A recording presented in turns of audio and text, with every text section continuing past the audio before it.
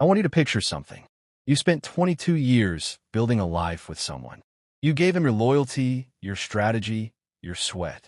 You helped turn their struggling company into a billion-dollar empire. And then one morning, they hand you divorce papers. And the woman they left you for? She was there before you ever were. But here's what nobody tells you about being left behind by a billionaire. It's not the end of your story. It's actually the beginning of your most dangerous chapter. Flash cuts, private jets, empty mansions, lawyers' offices, a woman signing documents, a single suitcase, then a new penthouse, a business empire, a woman standing at the top of it all, alone, victorious. By the time this video ends, you're going to understand exactly how someone walks away from a billion-dollar marriage with nothing and turns that nothing into everything. And you're going to ask yourself, who was really the smart one all along? Don't forget to like and subscribe to my YouTube channel to watch more stories like this, and don't forget to engage in the comment section and tell us where you are watching from. Her name for this story is Eleanor, and I want you to understand something about Eleanor before you hear anything else. She was never a woman who needed saving. B-roll, small-town America. A modest house. A young woman studying late at night. College campus. Business books stacked on a desk. She grew up in Dayton, Ohio. Middle-class family. Her father ran a hardware store. Her mother taught school. Nobody handed Eleanor anything. She earned a finance degree on a partial scholarship, graduated in the top 4% of her class, and by 28, she had a job at a mid-sized investment firm in Chicago that most people would have killed for. Pacing increases slightly. She was sharp, tactical, patient, the kind of person who reads the fine print when everyone else is signing on the dotted line. The kind of person who, when she met a man named Richard at a conference in 2001, didn't fall for his charm first. She fell for his vision. And Richard's vision was extraordinary. Richard, at the time Eleanor met him, was worth approximately $4 million, which sounds like a lot until you understand where he was trying to go. B-roll, corporate boardrooms, early 2000s tech aesthetic, handshakes, business plans on whiteboards. He was building a logistics technology company at the exact moment the internet was reshaping how goods moved across America. He had the idea. He had the charisma. He had the early investors. What he didn't have was someone who could translate his vision into a financial architecture that would survive scale. Eleanor was that person. She didn't just marry Richard. She became his CFO, his strategic advisor, his operational backbone, without ever getting the title or the equity protection. They married in 2002, and for the first several years, it was, by every account, a genuine partnership. They worked 14-hour days together. They made the hard calls together. When the company nearly collapsed in 2004, it was Eleanor who restructured the debt. When they landed their first major federal contract in 2006, she had written half of that proposal herself. Pacing slows, emotional weight building. By 2010, the company was valued at over $400 million. By 2015, it crossed $1 billion. And by 2019, Richard was on the cover of Forbes. Pause. Eleanor was not in the photo. Low, deliberate. And somewhere between the Forbes cover and a private jet and the $22 million house in Scottsdale, Richard had reconnected with someone from his past. A woman named Diana, his college girlfriend, the one who everyone said was the one that got away. And Eleanor, the woman who had helped build a billion-dollar company, found out the way most betrayed spouses do. Not with a conversation, not with honesty, with a phone notification she wasn't supposed to see. It was a Tuesday in March 2020. The world was shutting down. COVID lockdowns were just beginning. And Eleanor was alone in their Scottsdale home because Richard was supposedly in New York for emergency board meetings. His iPad was on the kitchen counter. A message came through from a contact saved only as D. And Eleanor, who had spent 18 years trusting this man completely, glanced at it. Silence. Long pause. Then, 3 words. That's all it took. 3 words to unravel 18 years. Blurred, partially obscured. Can't stop thinking. She didn't confront him that night. Because Eleanor, remember who she is, doesn't react. She calculates. Instead, she did something that would prove to be one of the smartest decisions of her entire life. She called her college roommate, a woman who had become one of Chicago's top divorce attorneys. And she said 4 words, "I need your help." On-screen text. What happened over the next 90 days would determine whether Eleanor walked away with a fair share of a billion-dollar estate, or almost nothing. Here's where this story becomes something more than a personal betrayal. Because as Eleanor's attorney began digging, what they found wasn't just an affair. It was a financial architecture specifically designed to minimize her share of the marital estate. B-roll, financial documents, legal folders, spreadsheets, wire transfers. Over the course of 2018 and 2019, a full year before Eleanor found that message, Richard had begun quietly restructuring the company's equity. New holding companies were established in Delaware. Certain stock transfers were made to family trusts. Bonuses were deferred. A real estate portfolio worth over $40 million had been moved into entities that technically predated the marriage, on paper. This is called dissipation of marital assets. It's more common than most people realize, especially in high-net-worth divorces. And the reason Eleanor's attorney caught it? Because Eleanor had kept copies of everything. Every financial document, every board meeting summary, every strategic memo. For 18 years, without knowing why, she had documented her own contributions to this company with the precision of someone who suspected she might one day need to prove it. She didn't know she was building her own legal case, but she was. Mini cliffhanger number 3. When Richard finally came home from New York and Eleanor sat him down, she didn't cry. She didn't yell. She slid a single piece of paper across the table. It was a legal notice of her intent to file for divorce. And at the bottom, a list. 47 items. Every single financial maneuver he had made in the previous 18 months. Every one of them documented. Richard stared at that paper for a very long time. And then he said something Eleanor would never forget. He said, "You've been planning this." And Eleanor looked at him and said, "No. I've been protecting myself. There's a difference. Most people have no idea what a high-net-worth divorce actually looks like. They imagine courtrooms and dramatic speeches. The reality is something far colder, far more strategic, and frankly far more brutal." Richard retained a team of 5 attorneys from one of the top family law firms in the country. Their billing rate averaged $1,200 an hour. He also hired a forensic financial analyst, a public relations firm. Yes, that's a real thing in these cases, and a private investigator. Eleanor had her college roommate and 1 associate. Pause, let that land. On paper, she was outgunned 10-1. But here's what Richard's army of attorneys didn't account for. Eleanor understood the company better than anyone alive, including Richard. She knew where every dollar had come from. She knew which growth decisions she had made. She knew which contracts existed because of her relationships. And she had 18 years of documentation to prove it.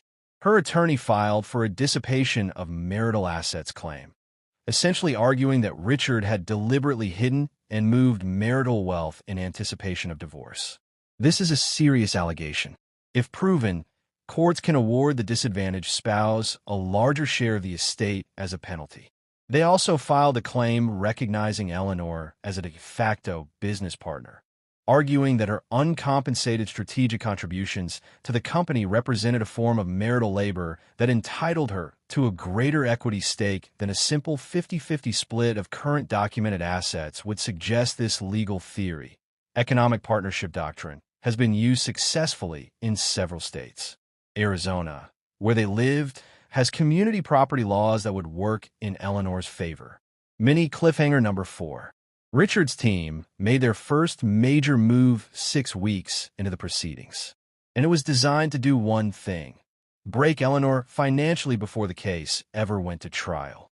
Here's something they don't tell you about divorce warfare at the billion-dollar level. The goal of the wealthier party is almost never to win in court. It's to make the process so expensive, so exhausting, and so psychologically devastating that the other side settles for far less than they deserve. B-roll, empty conference rooms, stacks of legal motions, late nights, unanswered phone calls. Richard's team filed 23 separate motions in the first 90 days. Every one of them required Eleanor's attorneys to respond. Every response cost money she was rapidly running out of, because Richard had also successfully argued to freeze certain joint accounts pending the proceedings. She was fighting a billion-dollar war with approximately $340,000 in personal savings. There were weeks when Eleanor ate alone in a rented apartment, her personal items in storage, watching the legal fees climb past $200,000 while Richard flew Diana to the Maldives on the company jet. And this is the moment in the story. I want every person watching this to pay very close attention, because this is the moment where most people would have broken. Her attorney called her one Thursday evening and said, "Eleanor, they're offering $12 million, the Scottsdale house, and a car. Take it, and we can end this tomorrow." $12 million sounds like a lot of money. It is a lot of money for most people. But Eleanor had helped build a billion-dollar company. She had restructured its debt during its most vulnerable moment. She had written proposals that won federal contracts. $12 million was not a fair settlement. It was a buyout of her silence. Pause. She said no. Mini cliffhanger number 5. And 3 weeks later, her attorney found something buried in a 2017 board resolution that would change the entire case. In corporate governance, a board resolution is a formal document that records decisions made by a company's board of directors. They're dense. They're technical. They're exactly the kind of document that opposing counsel buries in 40,000 pages of discovery, hoping the other side never reads. Eleanor's attorney read every single page. B-roll, hands turning pages, highlighted text, a magnifying glass over corporate documents. And on page 847 of the discovery documents, in a board resolution dated April 14, 2017, there it was, partially obscured document graphic. In 2017, Richard's company had undergone a compensation review, and buried in the resolution was an acknowledgement, in writing by the board, that Eleanor had served in an informal advisory capacity and that her contributions to 3 specific strategic initiatives had been materially significant to the company's growth trajectory. This was not a legal agreement. It was not a contract. Richard had probably signed it without thinking twice. It was standard corporate language, buried in a routine document. But in the hands of Eleanor's attorney, it was something else entirely. It was an admission, combined with Eleanor's 18 years of personal documentation, emails, memos, strategic plans in her handwriting. Her attorney now had the foundation for a landmark argument, that Eleanor was not merely a spouse entitled to marital assets. She was an uncompensated contributor to the company's billion-dollar valuation, and she deserved to be made whole. Their revised demand, $180 million in settlement, reflecting her proportional contribution to enterprise value growth during the marriage. Richard's attorneys called it legally frivolous, but they stopped filing motions for 3 weeks. The deposition was scheduled for a Tuesday in November 2020. Richard would be questioned under oath by Eleanor's attorney about the asset transfers, about the corporate restructuring, about Diana, about the board resolution, about 22 years. Richard arrived with 4 attorneys. Eleanor was not present in the room. Her attorney advised her against it, but she had prepared over 300 specific questions over the course of 3 weeks. She knew the deposition script better than the attorney asking the questions. The session lasted 9 hours. Somewhere around hour 6, when Eleanor's attorney began asking about a specific wire transfer made in December 2018 to a Delaware LLC, a transfer that Richard had claimed was a routine business expense, Richard's lead attorney called for a recess. They came back 45 minutes later, and Richard's attorney said 6 words that Eleanor's attorney would later describe as the moment the whole case changed. He said, "My client is open to renegotiating." Music low, slow. The deep satisfaction of a calculated plan working perfectly. Mini cliffhanger number 6. But what happened next, the actual settlement, what Eleanor received, and the decision she made immediately after, is something I think is going to genuinely surprise you. Because she didn't do what anyone expected her to do with the money. The settlement was finalized in March 2021 after 11 months of legal combat. Over $600,000 in legal fees on Eleanor's side, and enough psychological warfare to break most people completely. The terms were sealed. But through sources familiar with the proceedings, certain details became known. Eleanor received a settlement widely reported in financial circles to be in the range of $85 to $95 million. She received the Scottsdale property. She received a cash liquidity payment. And she received something that, frankly, matters more than any dollar amount. A legally binding non-disparagement clause that went both ways, meaning Richard could not publicly minimize her contributions to the company. Pause. $85 to $95 million is less than she deserved. Anyone who understands the financials of that company knows that. But it was 7 to 8 times what they initially offered her. And it was real. It was liquid. And it was hers. The day the settlement was signed, Eleanor did 3 things. She called her parents in Dayton. She donated $500,000 to a nonprofit that provides legal assistance to women in divorce proceedings who can't afford proper representation.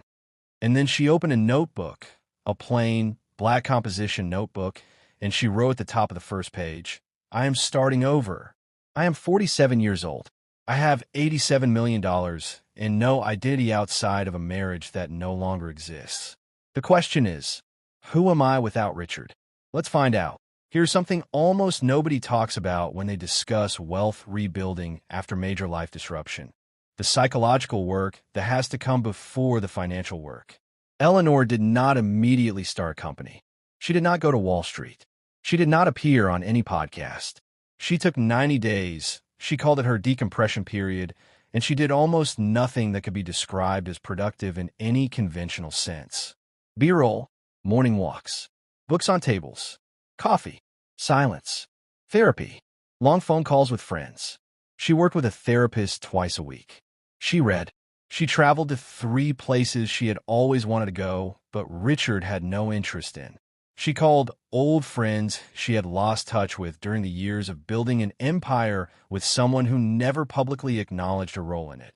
And she thought very carefully about a question that she had never had the space to ask herself.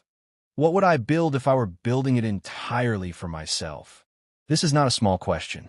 For someone who had spent 22 years defining their strategic intelligence in service of someone else's vision, this question is, in many ways, the hardest question imaginable. Mini cliffhanger number 7. The answer, when it came to her, came not in a grand moment of inspiration. It came from a conversation with her father in a hardware store in Dayton, Ohio, about a problem he couldn't solve. And that conversation would become the foundation of what Eleanor built next, which, I want to be clear about this, ended up being worth more than anyone expected, including her. Eleanor's father had been running his hardware store, now more of a home improvement supply business, for 38 years. And in 2021, like thousands of small independent retailers across America, he was being squeezed. Supply chain chaos from the pandemic, big box competition, a customer base that had moved increasingly online. He wasn't going under, but he wasn't growing either. He was surviving. And for a man who had built something with his hands for nearly 4 decades, surviving wasn't enough. B-roll, small town Main Street. A hardware store. Older man behind a counter. Shelves of supplies. Eleanor walked the store with him for an afternoon. Asked questions the way she used to ask questions in boardrooms. About his suppliers. About his margins. About what his customers kept asking for that he couldn't provide. About what he was paying for software he barely understood. And within 2 hours, she had identified 4 structural inefficiencies that were costing him between $40,000 and $60,000 a year. Pause. And she thought, if one small business owner I love, a smart, experienced man who has been doing this for 38 years, has these problems, how many others do? The answer, according to the U.S. Small Business Administration, approximately 33 million. Eleanor spent 6 months doing what she had always done best: research, analysis, and architecture. She interviewed over 200 small business owners in 5 states. She hired 2 researchers. She brought in a technology consultant she had worked with years earlier. and she built a business plan for a company she called, internally at first, the infrastructure layer. The concept, a subscription-based operational platform specifically designed for independent small businesses in the home improvement and construction supply sector. It wasn't a glamorous idea. It wasn't an app that would go viral. It wasn't the kind of thing that gets breathless coverage in TechCrunch. But it solved a real problem for people who had real money to spend on solving it. In a sector she understood deeply from her years overseeing logistics operations at Richard's company. She invested $4.2 million of her own settlement capital as seed funding. She retained 80% equity. She hired a small team, 7 people initially, and she launched a beta version to 40 small businesses in Arizona and Ohio in January 2022. The first year was hard. There were months where she questioned everything. There were product features that didn't work. There were clients who left. There were weeks where she worked 70 hours and felt like she was moving backward. But here's the critical difference between building a company for yourself versus building one in service of someone else's vision. When it's yours, when the name on the door is the name you chose, you don't need anyone else's validation to keep going. By the end of 2022, the platform had 340 paying clients. Revenue was $2.8 million. Modest. Real. Hers. Now, here's where I want to take a step back from Eleanor's story for a moment. Because one of the most important things she did differently this time wasn't about the business. It was about how she structured everything around it. The 5-layer wealth protection architecture Eleanor built. Layer 1. Corporate structure. The operating business was established under an LLC. But the intellectual property, the platform, the code, the methodology was held in a separate holding company. This is not exotic. This is standard. But most small business owners never do it. Layer 2. Liquidity reserve. She kept 24 months of personal living expenses and 18 months of business operating expenses in completely liquid, low-risk instruments. Separate from everything else. Untouchable. This is the buffer that allows you to make rational decisions under pressure instead of desperate ones. Layer 3. Tax architecture. She worked with a tax attorney to structure the business in a way that legally minimized her effective tax rate while remaining fully compliant. The difference between a business structured well and one structured poorly, at her income level, was over $400,000 per year. Layer 4. Personal asset protection. Her personal residence and personal investment accounts were structured in ways that shielded them from business liability. If the company failed, she would not lose everything. Layer 5. Estate planning. She established a trust within 60 days of the settlement. Because she understood, better than most, that wealth without legal protection is just a number on a screen. Mini cliffhanger number 8. These 5 layers took her less than 4 months to implement, cost her approximately $85,000 in professional fees, and will, over the course of her lifetime, almost certainly protect and preserve tens of millions of dollars. But the story doesn't end here, because in 2023, something happened that neither Eleanor nor anyone around her expected. In April 2023, Eleanor received an email. Not a cold pitch, not a speculative inquiry. A formal expression of interest from the private equity division of a mid-sized institutional investor who had become aware of her platform through one of their portfolio companies in the construction sector. They wanted to acquire a minority stake in her company. Their preliminary valuation, $28 million. Pause, long deliberate. To be clear about what that means, Eleanor had invested $4.2 million 18 months earlier. They were saying the company was worth $28 million. That is a 6.6x return on invested capital in a year and a half. For a software platform serving hardware stores, she did not say yes immediately. She did what she always does. She analyzed. She brought in an investment banker she trusted, a woman she had met through her divorce attorney's network, to evaluate the offer, understand the terms, and identify what she would and would not give up in a deal. After 8 weeks of negotiation, she accepted a deal. Minority stake. She retained majority ownership and operational control. The capital infusion, $6.8 million, was used entirely to accelerate product development and geographic expansion. And perhaps most importantly, the valuation established in that deal became a data point, a reference number, a proof of concept that Eleanor could build something on her own that the market valued. In September 2023, a small but respected financial trade publication ran a profile on emerging SaaS platforms disrupting the independent retail supply sector. Eleanor's company was featured. Her name was in the headline. A mutual acquaintance later told her that Richard had seen the article, that he had sent a message through an intermediary, not directly, because the non-disparagement agreement made direct contact inadvisable, acknowledging her success. Eleanor did not respond. Pause. Not out of bitterness, not because she was still angry, but because she had realized something in the previous 2 years that she wanted to say to every person watching this video. The best response to being underestimated is not to prove the person wrong. It's to become so thoroughly yourself that the question of what they think becomes completely irrelevant. Richard had stopped matching, not as a wound or a tragedy, but as a reference point. Eleanor no longer defined her success in relation to him. In that, more than the $87 million settlement, more than the company valuation, more than any external recognition, was the actual victory. I want to be honest with you about something. Eleanor's story is extraordinary in its specifics. Not everyone has an $87 million settlement to work with, but the principles she applied, both in surviving the betrayal and in rebuilding after it, are available to anyone. And I think they're worth spending some time on directly. 5 principles from Eleanor's rebuild. Principle 1. Document everything, always. Eleanor's habit of keeping personal records of her professional contributions, built over 18 years before she ever thought she'd need them, was the single most important factor in her legal success. This applies to your career, your business, your finances. The paper trail you build when nothing is wrong is the one that saves you when everything goes wrong. Principle 2. Know your worth before the negotiation starts.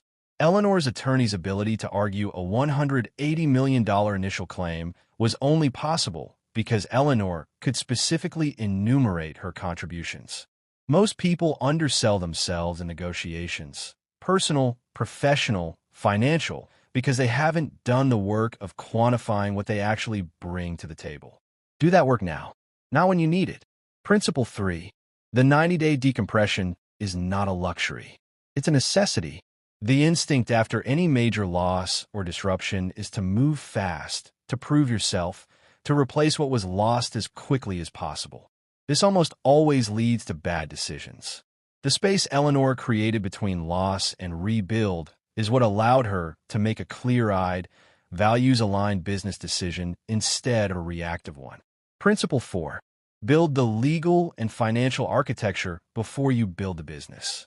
Most people reverse this. They build the thing first and figure out the protection later.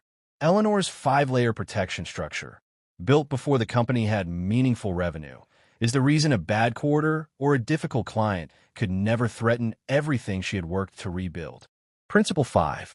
Redefine the metric of success. Eleanor's company, as of the time of this telling, is valued somewhere in the range of $40 to $50 million. She has approximately $60 to $70 million in additional liquid and investment assets. She is, by any reasonable definition, extraordinarily wealthy. But more than that, she is the sole author of her financial life. Every decision is hers. Every risk is hers. Every reward is hers. That is a form of freedom that cannot be bought. It has to be built. I want to say something directly to the men watching this, because I think this story has something specific to say to you, something that doesn't get said often enough. B-roll, men at work, men at home, men at tables with paperwork, men looking at the horizon. Richard was not a cartoon villain. He was a smart, driven, ambitious man who built something real. But somewhere in the process of building it, he made choices that revealed a fundamental failure of integrity. He took credit for contributions that weren't entirely his. He structured an exit in advance rather than having an honest conversation, and he treated a 22-year partnership as something he could simply walk away from. And the cost of those choices, financial, reputational, karmic, was enormous. Pause. For every man watching this who has ever been in a partnership, business, personal, or both, the question this story asks is not, how do I protect myself from an Eleanor? The question is, am I being the kind of partner, the kind of man, the kind of colleague that I would be proud of, regardless of who is watching? Because the documentation Eleanor kept, in every real relationship and business partnership in your life, someone is keeping documentation. The question is whether what that documentation shows reflects who you want to be. That's not a comfortable question, but it's the right one. I want to tell you something about Eleanor that I've saved for near the end, because it's the part of her story that I think is the most human and the least expected. Eleanor thought rebuilding wealth would feel triumphant. She thought independence would feel like victory. She thought success built on her own terms would feel fundamentally different from the success she'd helped build with Richard. Pause. She was right about all of it, but she was also surprised by something she didn't predict. It was lonely, not in a broken way, not in a way that made her regret any of her choices, but in the simple, human way that anyone who has radically reinvented their life understands. When you rebuild alone. And the people around you, even the ones who love you, are watching from the outside. She told a friend, I spent 22 years being half of something, and now I'm whole on my own. And it's wonderful. And it's also the hardest thing I've ever done. And I wouldn't trade it for anything, including the marriage. Pause. This lands differently than anything else in the video. That's not a story about bitterness. That's a story about becoming, about what it costs, and what it gives you to build a life that is entirely, unapologetically your own. Here's the question I want to leave you with, and I want you to actually sit with it, not just scroll to the comments. The question appears slowly, word by word. If Eleanor had never been left, if Richard had stayed, if the marriage had continued, would she ever have built something of her own? The answer, I think, is probably not. Not because she wasn't capable. Obviously she was, and is extraordinarily capable, but because she had organized her life around someone else's ambition for so long that she might never have had the crisis necessary to ask, what would I build for myself? And that raises a harder question, one that doesn't have a clean answer, one that I think is worth carrying with you. How many of us are waiting for a crisis to become who we were always capable of being? Eleanor didn't plan to be left. She didn't plan for any of this, but she was ready for it. Not because she was perfect, but because she had, over 22 years, quietly built the skills, the documentation, the habits, and the character that allowed her to survive it and then transcend it. The crisis didn't create Eleanor. It revealed her. In Eleanor's story, there is a moment, the moment her attorney calls and says, take the $12 million and end this tomorrow, where she said no, where she chose the harder, longer, more uncertain road because she believed she deserved more. Here's what I want to know from you. Have you ever been in a moment like that? A moment where you were offered the easier exit, the settlement, the compromise, the just take what you can get, and you had to decide whether to take it or hold out for what you actually deserved. What did you do? Was it the right call? Tell me in the comments. I read every single comment on this channel. Not because I have to, because stories like these, real stories about real decisions, are the most valuable conversations I know how to have.